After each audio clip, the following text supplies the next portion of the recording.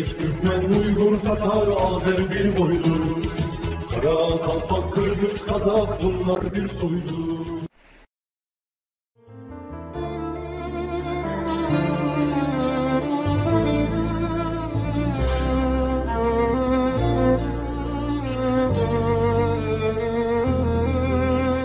Бейпазары – это маленький провинциальный городок с населением 47 тысяч человек, находящийся в 100 километрах от Анкары. Район состоит из 3 других малых городов – Карасар, Урус и Кербаш и 64 деревень. В древние времена считался важным городом в Малой Азии. Сегодня в сельском районе Бейпазары славится морковь. В Турции его производство составляет почти на 60%. Кроме этого, изделия из серебра, а также высокое качество природной минеральной воды. Благодаря своей богатой истории, архитектурное наследие, скалистое Бейпазары становится все более привлекательным для посетителей, особенно для экскурсантов из Анкары. Мощенные улицы, белые здания османского периода являются особенно привлекательными, многие из старых домов были восстановлены, и сегодня они служат в качестве гостиниц и ресторанов, а также эти места особенно популярны среди турецких режиссеров. Каждый год в городе проводятся фестивали, ставшие традиционными. Обход исторических домов, покупка серебра приносят хороший доход городу. Так образовался хороший обычай сбыта продовольственных товаров и услуг.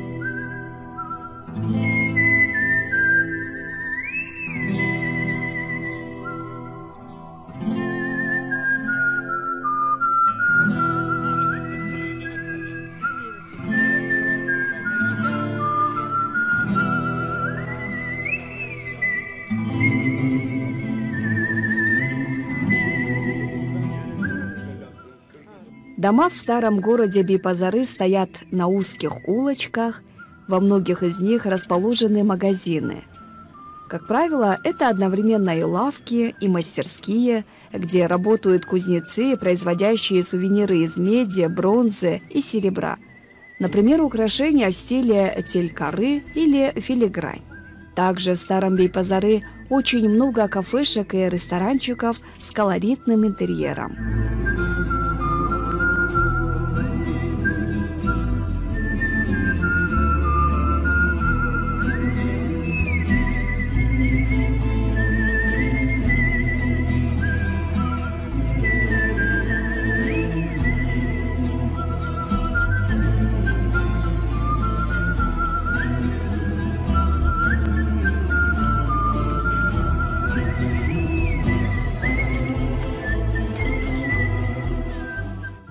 Бейпазары – один из самых старых городов Анатолии, который располагается на Шелковом пути.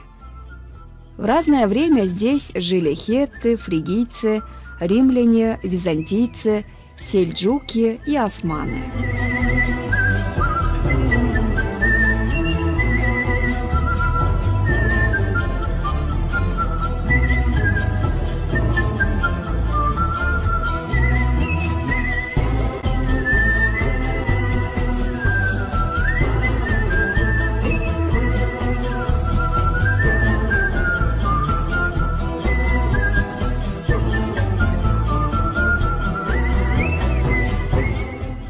достопримечательности. Хидерлик-Хилл – холма видом на город. Здание 17 века османского периода Сулухан-Караван-Сарай, а 13 века – мечеть султана Алаиддина. В музее Дома культуры отображение элементов из хетских, Римской, Византийской и Османской империи.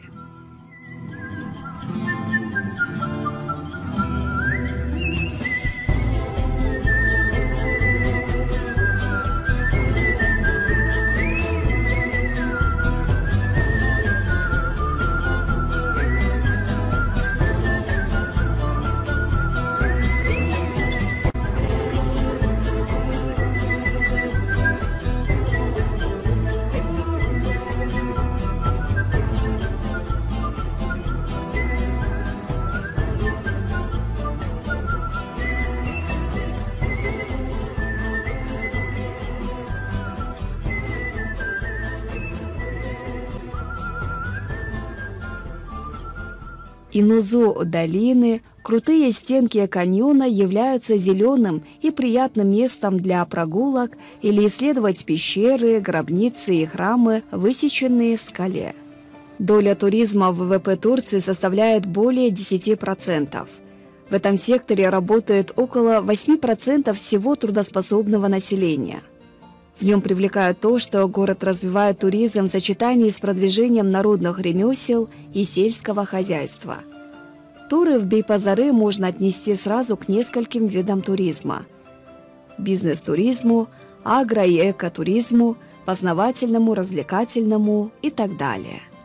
Главное, этот маленький городок из небольшого потока туристов приносит примерно $1 миллион в год. Для маленького района это хорошее подспорье для бюджета, даже в условиях Турции, где жизнь в разы дороже, чем в Кыргызстане. Первое, что мы увидели по приезду в Бейпазары из Анкары, это был памятник в виде огромной морковки. Оказывается, Бейпазары поставляют более 40% моркови на турецкий рынок. От морковной площади в сторону горы, у подножия которой расположен этот населенный пункт, идут узкие улочки длиной около 1 километра. На них расположены лавки с различными продуктами, специи, сувениры, овощи, фрукты, изделия народных ремесел. Из-за того, что символом города является морковь, ее здесь, как и в Иране, называют хавуч. Во всех овощных лавках она присутствует. Прямо здесь предлагают за небольшие деньги свежевыжатый морковный сок. Все владельцы лавок, большая часть из которых женщины, приветствуют каждого прохожего словами «Хош гельденис» – «добро пожаловать». В лавках также изобилие сладостей и разных деликатесов. Маленькие кофейни и уютные чайные домики украшают эти улицы на всем их протяжении. Здесь также можно понаблюдать за работой кузнецов и гончаров, ткачей и мастеров по обработке дерева.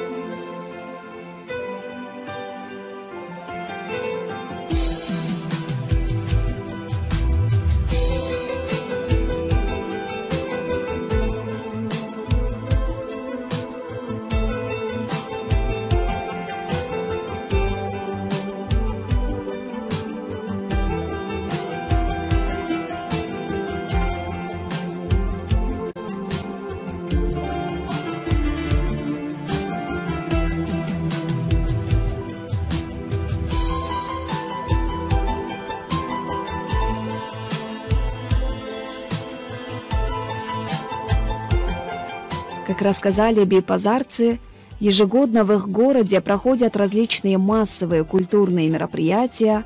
Каждой осенью в центре Бейпазары проходит фестиваль исторических домов, прикладного искусства, моркови и гувеча. Гувеч – это турецкое блюдо, которое очень искусно готовят именно в Бейпазары.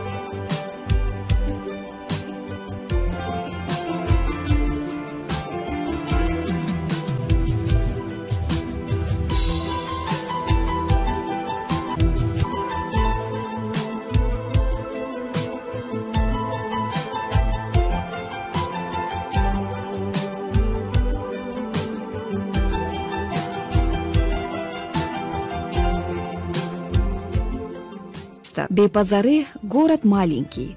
Туда нечасто стремится иностранный инвестор. Это яркий пример государственного проекта, как превратить провинциальный городок в один из центров туризма, используя местные ресурсы. Надеемся, и у нас в Кыргызстане также будут развиваться провинциальные города.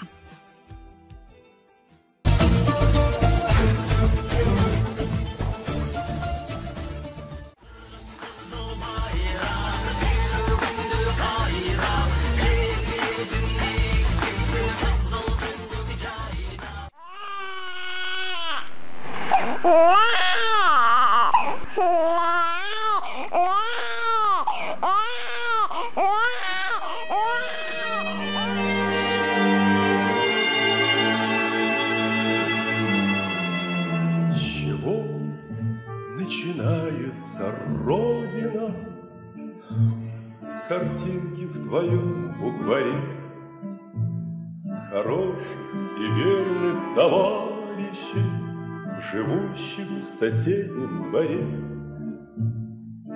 А может, она начинается с той песни, что пела нам мать, с того, что в любых испытаниях у нас никому не отнять.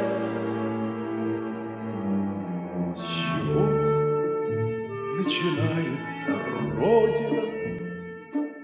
С заветной скамьи у ворот, с той самой березки, что в ополе под ветром склоняясь растет.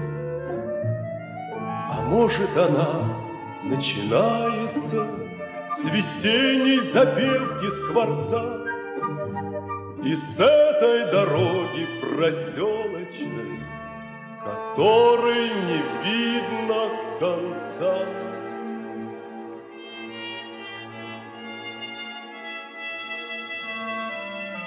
С чего начинается Родина? С окошек, горящих вдали, со старой отцовской буденовки, что где-то в шкафу мы нашли.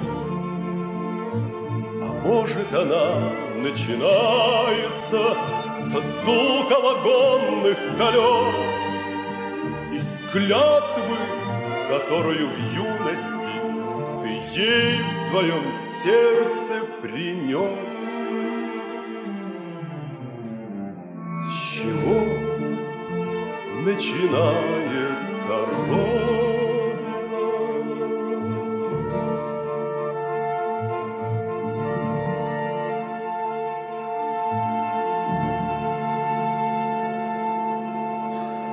Вы знаете, что у нас есть рубрика «Патриот». И сегодня, естественно, наша тема будет патриотизм. Скажите, пожалуйста, по-вашему, с чего начинается Родина? Это песня нашей молодости, нашего детства. Мы на таких песнях выросли патриотических. А Родина, она действительно начинается именно с порога родного дома. А в этом слове очень большое значение. Каким ты человеком вышел из дома? Как тебя воспитали родители? Семья, школа, дети. Зависит очень многое в дальнейшем пути молодого человека. Говоря о теме патриотизма, наверное, надо всего начинать действительно с того, каким ты человеком вырос в своей семье, в своей среде. И в дальнейшем, когда молодой человек уже дальше выбирает свой путь, свою профессию, идет по жизни различными путями, он всегда будет фундаментироваться на том, как его воспитали.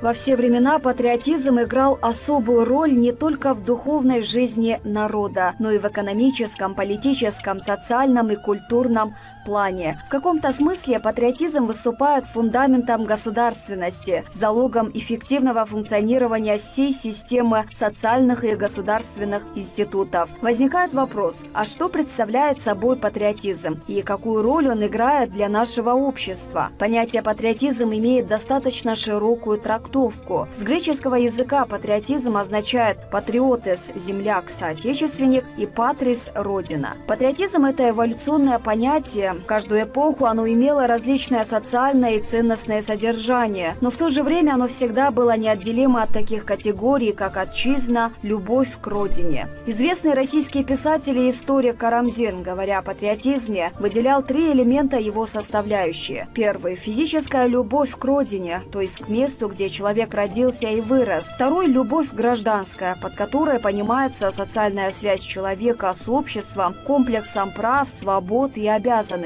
Третьим элементом является любовь политическая, то есть человек поддерживает и осуществляет в своей деятельности политические идеалы Родины. В настоящее время патриотизм выступает в качестве нравственного и политического принципа, под которым понимается любовь к Отечеству и готовность подчинить свои интересы интересам государства. Патриотизм проявляется в чувстве гордости за достижения своей страны, желанием сохранить ее культурные особенности, а также стремление защищать интересы Родины и своего народа. Гость рубрики «Патриот» Советбек Арбаев, экс-командующий внутренними войсками МВД Кыргызской Республики 2010-2014 годов, экс-председатель Государственной службы исполнения наказаний при правительстве Кыргызской Республики 2014-2015 года. Назовите несколько поступков, которые не считаются патриотичными. Все поступки, которые антагоничны к патриотизму, считаются, потому что поступки, которые противоречат патриотизму. Во-первых, наверное, это все, если глобально так брать, она в нашем уголовном кодексе. Все преступления, которые направлены против государства, против даже человечности, против нашей страны, я считаю, что все это относится не к патриотическим поступкам. Это предательство интересов государства, шпионаж, терроризм, контрабанда, коррупция и другие. Эти все поступки людей, которые проживают вместе с нами, находятся рядом с нами, это наши современники, которые совершают такие поступки, они не относятся к патриотам. Это, правда, не патриотичные люди, это предатели нашего интереса, нашего государства, нашего народа, которые приносят явный вред, иногда и очень многомиллионный, очень непоправимый вред нашему государству, нашему народу. Это разве патриотизм? Это не патриотизм. Да. А вот чем отличается патриотизм от национализма?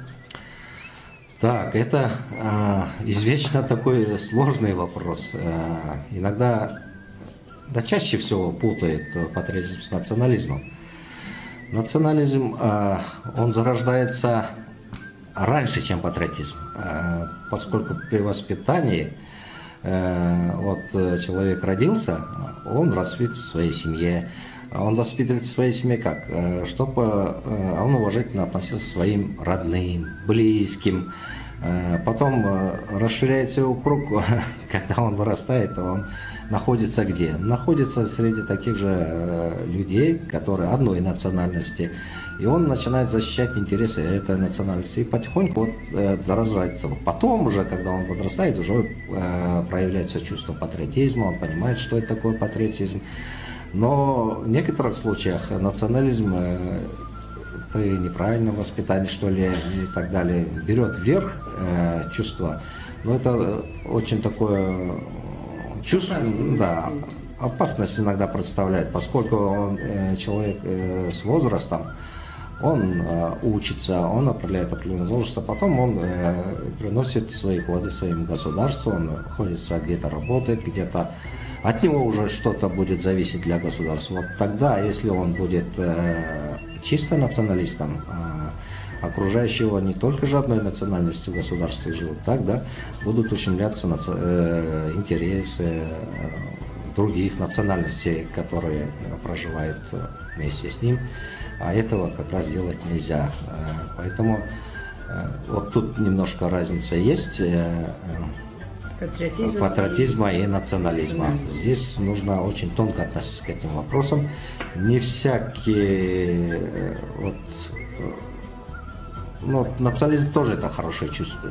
Да, он должен, национализм, он должен тоже относиться очень с таким бережным отношением к своей культуре, своей национальности, своему языку, и героическим таким людям, своих землякам и так далее. Это очень тоже хорошее чувство, но не надо переходить границы и ущемлять достоинство других национальностей, поскольку и другие, которые культуры у них тоже есть такие же чувства к своей национальности, к своему народу, культуре и так далее. Хотя они, может быть, проживают в другой стране и так далее, может, находятся в меньшинстве, но тем не менее у них тоже есть свои ценности. Поэтому нельзя здесь ни в коем случае противопоставлять интерес своей национальности к интересам другой национальности. Вот в этом немножко могут быть проблемы и различия патриотизма и национализма. Вот судя по вашему возрасту, судя по вашим награждениям, вы прошли необычный путь. Вот до завершения вы уже в отставке. Да. Как вы думаете, вам тяжело было служить своему народу? И вы считаете ли себя настоящим патриотом своей родины? Ну, говоря обо мне, таких, как я, современников тысячи и миллионы. Мы, конечно, воспитанники другой эпохи. Сейчас уже немножко другое время. Поколение другое. Да. Но я ни в коем случае не хочу сказать, что сейчас другой молодежь и так далее. Они растут, они познают мир уже больше, чем мы. И у них мировоззрение очень большое, да. Но никак нельзя назвать, что они не патриоты, не как мы любят свою родину. Не, они любят больше свою родину, потому что мы их воспитали. Есть очень хорошие молодые люди, которые могут приносить пользу своему государству, учатся для этого, и мы воспитываем их и так далее. Поэтому считать патриотом, я, во-первых, по специальности военнослужащий, да, я воспитывался в семье советской, ну, правда, отца не было, мать нас воспитала. Конечно, в то время не только семья воспитывала, там идеология у нас была коммунистическая, которая воспитывала нас вообще в школе, находясь в пионерском отряде, комсомольской организации я находился и был коммунистом, конечно. В этих организациях нас воспитывали, конечно, в первую очередь патриотизму, отдача полностью своей жизни, сил, энергии, и, если потребуется, жизнь для интересов государства, особенно военнослужащие, и которые проходили службу в силовых органах и так далее, вот такие люди.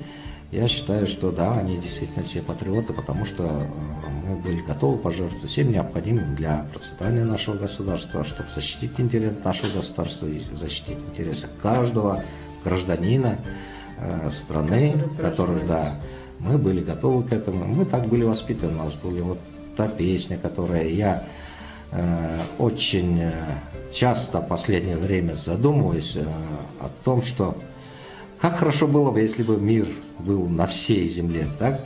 Потому что есть еще одна песня, кроме Родины. Песня «Если бы парни всей земли вместе собраться однажды могли». Как было бы здорово, компании такой. Ну, вот такая песня, и она наталкивает на мысль. Как хорошо было бы, если бы человечество не воевало. И были не было бы войны, слез и так далее. Да? На какой бы уровень поднялась жизнь каждого человека, живущего на земле, так, да? На нужды людей, да, сколько мы потратили, средства. Ну, средства это ладно, это даже сколько мы жизней непоправимых. Это же на войне погибли самые талантливые люди, самые, которые могли приносить пользу своему народу, сколько ученых погибло, сколько артистов, сколько талантливейших врачей, может быть, педагогов и так далее, которые не смогли реализовать себя, молодые люди. Поэтому я иногда задумываюсь, сколько человечество потеряло умных людей, сколько сейчас мы переживаем. Вообще, если земной шар взять, не все везде одинаково живут. Есть где богаче государства, где очень бедные. Я иногда задумываюсь, я статистику один раз посмотрел, в мире ежегодно погибает 2 миллиона людей от недоедания, от голода погибают. А 3 миллиона погибает от переедания. Понимаете, к чему это проносит и так далее. Ну, об этом можно говорить очень много, поэтому возвратимся, наверное, к теме патриотизма. У вас наверняка есть кумир патриотов. Кого назовете? Кумиров, патриотов у меня очень много. Конечно, я начну из Кыргызстана. Очень, во-первых, это мой отец. Я его с детства уже не помню. Он умер, когда мне было еще 5 лет. Но, тем не менее, те люди, которые жили в этот период, дружили с ним, мне рассказали об этом очень много. Я могу часами рассказывать об этом. И я всегда сравниваю свою жизнь с поколением тех людей, которые жили в период моего отца. Да, не предков, ну хотя моего отца. Вот они действительно были патриоты. Патриоты. Им на долю выпала такая тяжелая жизнь. Видимо, человеку, чтобы осознать, что ли, свое предназначение или что нельзя делать плохое, видимо, я иногда считаю, что надо послать, что ли, такое сильное испытание, что ли, положить его в такой стрессовой ситуации, тогда он... А когда спокойствие и богатая жизнь, я думаю, чувства вот такие приглушаются. А вот то поколение, которое отца, я коротко назову, это вот в 16 годах у нас было здесь большое восстание, это называется у нас Юркун по-киргизски. Он застал, ему было 7-9 лет всего. Он как пешком, Асан, он пешком с семьей, 12 человек детей, мать увела через все эти горы в Китай. Там голодовали, там остались родственники, ну, родные братья, сестры отца там остались, потому что не смогли сюда. Потом пешком сюда пришли. Мать, моя бабушка, привела живых 7 детей. Они были маленькие. Старшему было 11, моему отцу 9, а остальным 7. Как же, они же сами не могли идти, их несли на руках старшие, и мама несла. И 1000 километров идти, днем, ночью, холод. Если была бы возможность, я поставил памятник вот там, где на Иссык-Куль едем, да, вот да, как да. Мама идет, бабушка наша, и ведет этих детей обратно на родину. И приведшие их дети, действительно, они принесли очень большую пользу нашей стране. Они участвовали в войне.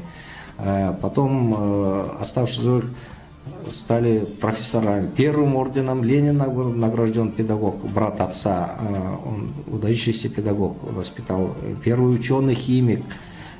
Вот если, что было бы, если он погиб в Китае? Так, да, такое достижение не было. Отец потом, да, действительно прошел все. Он после этого воспитывался, учился в интернате, созданном на Иссык-Куле. После этого оттуда вышли интеллигенции. И начинается у него взрослая жизнь, он действительно патриот своей родины. Он был, вот, например, был первым секретарем райкома Баткенского района, это сейчас Норильск, сейчас область и так далее, да, ну, практически губернатор. Ему было всего 32 года. И он был арестован как враг народа. И он, все патриоты да, в то время, в то время он попал под это, сидел, да, вот вместе мы недавно были в Атабейте, там нашли сейчас останки тех патриотов, которые были закопаны, расстреляны НКВД, в том числе и отец Айтмата. Отец вместе с ними сидел. Но ему повезло, что кончилась эта репрессия в 1953 году. И те люди, которые в это время жили, это очень для меня уважаемые. Когда я вижу уже 90-летних ветеранов, я с большим уважением отношусь, поскольку они пережили и сделали все для нашей страны, не жалея ни себя, ни жизни, ни крови, ни времени, ни семьи. Все отдали для этого. Вот это, я считаю, верх патриотизма вот этих людей. И сейчас я стараюсь тоже, я всю жизнь служил, воспитывал подчиненных, солдат, офицеров и так далее. И я приводил пример. И на этой основе говорил, что такое патриотизм, как он должен быть, каким должен быть патриот. Вот это мой кумир. Саид Александрович, у нас программа называется «Мосдружба». Да. Через нашу программу к чему бы населению, молодежи призывали бы вы, как опытный военный, уже действительно, как уже настоящий патриот? Да, с годами, конечно, я же говорил, что молодой человек развивается и так далее, познает мир. Я тоже прошел этот путь. Конечно, я не могу сказать, что я такой большой специалист во всем вопросе и так далее, но я тоже определенный путь прошел. И жизнь моя и служба складывалась иногда очень тяжело, иногда хотелось бросить все, уйти, потому что не получается, но тем не менее я держался, я выполнял свой воинский долг, воинскую присягу и так далее. И наша служба, специфика нашей службы именно во внутренних войсках во многом была связана с охраной, сопровождением, даже воспитанием. Позже я стал председателем государственной службы исполнения наказаний. Моя служба была связана с теми людьми, которые переступили черту закона и так далее, и оказались в местах лишения свободы. Этих людей очень много, тысячи, несколько десятков тысяч и так далее. И я каждую судьбу просматривал и пропускал, когда я, прежде чем беседовать с такими людьми и так далее. Как же тебе тяжело, как же ты все-таки оказался в такой ситуации. И говорить им о патриотизме и так далее очень было тяжело. Но тем не менее, я, понимаю это все, воспитывал своих подчиненных и так далее. И пользуясь случаем, что ваш такой авторитетный, я давно уже слежу за вашим изданием, журналом «Мосдружба», который объединяет действительно не просто название, а действительно по сути вы проводите такие действия, объединяющие многие национальности, многие страны. Я хотел бы обратиться к вам и через ваш журнал, кому-то это в руки попадет, или через вашу передачу. Тоже «Мосдружба». Да, «Мосдружба». Я останавливался на том вопросе, как было бы нам хорошо, если бы на земле не было вообще войны. И поэтому я бы тоже сейчас хотел бы еще обратить такое и подчеркнуть на ту проблему. Всегда каждому, если придется какие-то вопросы решать, такие конфликтные, решать их путем мирного, переговоров и так далее. Все эти вопросы можно решать за переговорным столом. Все можно решить. Очень хочется, чтобы каждый понял следующее. Патриотизм как политический, общественный и нравственный принцип отражает отношение человека к своей стране. Это отношение проявляется в заботе об интересах своего Отечества, в готовности ради него к самопожертвованию, верности и преданности своей стране, в гордости за ее социальные и культурные достижения, в сочувствии к страданиям своего народа и осуждении преодолении социальных пороков общества, в уважении к историческому прошлому своей страны и унаследованным от него традициям, готовности подчинить свои интересы интересам страны, стремлении защищать свою страну, свой народ, патриот. Тот, кто добросовестно трудится на благо своей страны и призывает к этому окружающих, кто помогает совершенствоваться своим согражданам. Не заботясь о других, рискуешь остаться в одиночестве.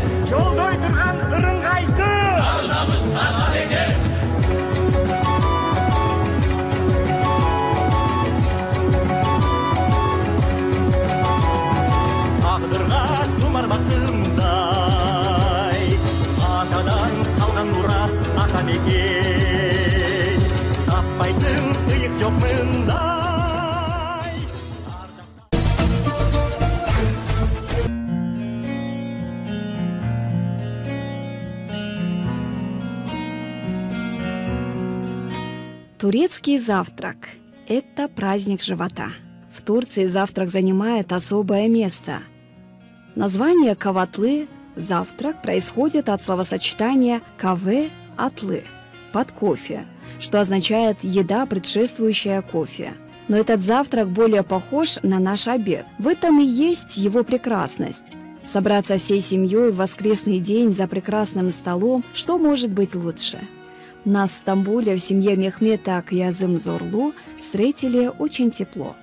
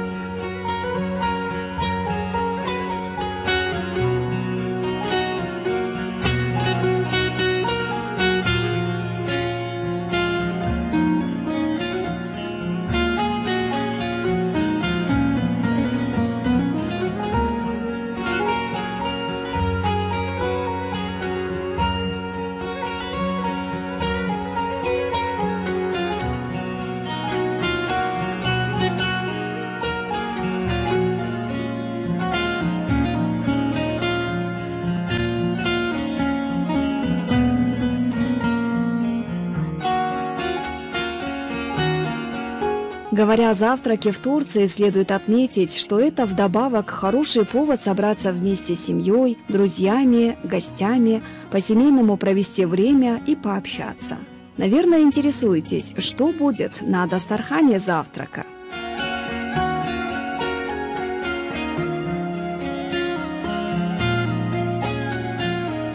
Вкуснейшие и свежайшие овощи – огурцы, помидоры, перец, рукка, зелень, а самое главное – овощи со вкусом и запахом овощей. Сыр – это национальная гордость, сыр – это лучший друг, это обязательный элемент завтрака, поэтому сыр тоже занимает свое коронное место на турецком столе, а на завтраке – особенное.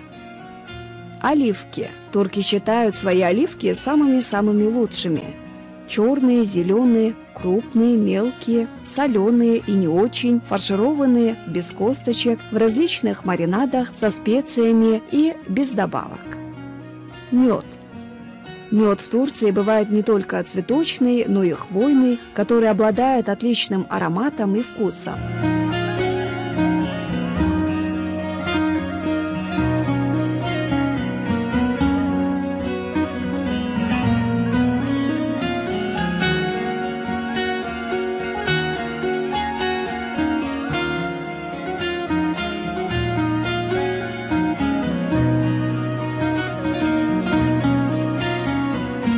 Но и самое почетнейшее место в турецком завтраке занимает чай.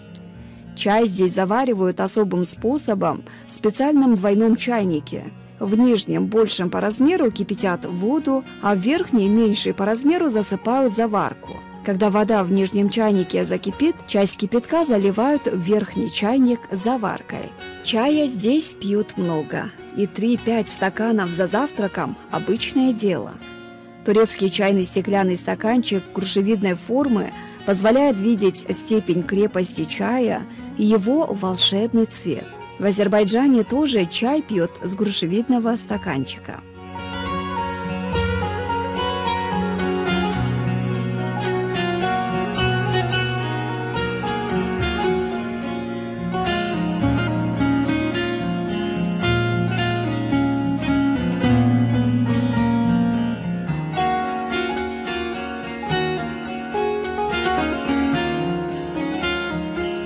Ну а хлеба за завтраком едят много. Ведь именно с хлебом едят все то бесчисленное множество блюд, которое подается на завтрак. А еще турецкая хозяйка вряд ли забудет поставить на стол еще одно турецкое национальное достояние – натуральный йогурт. В йогурт иногда добавляют запеченные, мелко порезанные или жареные баклажаны. Также на завтрак подается кавурма – маленькие обжаренные кусочки баранины. Но здесь вместо баранины нас угостили специальными домашними колбасками из фирмы общества Йорюк туркменов. Организатор наших мероприятий и съемки в Турции, почетный президент Юсуф Эзель, рассказал об особенностях мясных изделий, которые уже в достаточной мере нашел своих клиентов в обществе.